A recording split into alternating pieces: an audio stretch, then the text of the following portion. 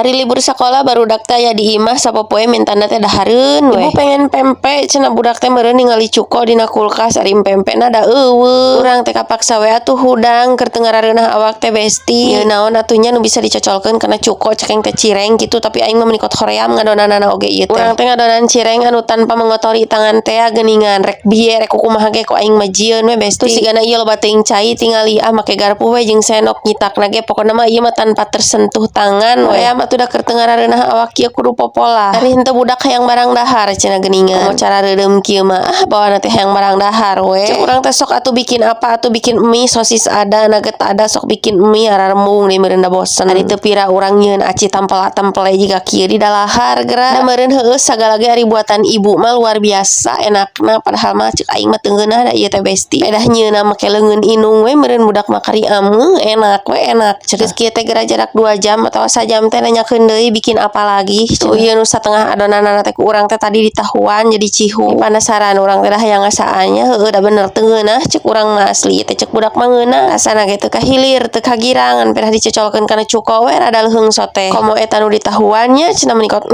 enak crispy cek budak teh da aing mah bener teu ngeunah ieu teh keur gering meureun nya. Syukur we ketang ari ngarareunah mah barareuki pek wae dahar beakeun. Ieu teh ngomong ge menikot hoream sebenarnya mah besti dari geus kudu kumaha deui urang teh ti kamari teu ngonten poe kamari teu ngonten. Poe ayeuna mah rek ngonten cekeng teh saya aya we geuning ieu siga kieu.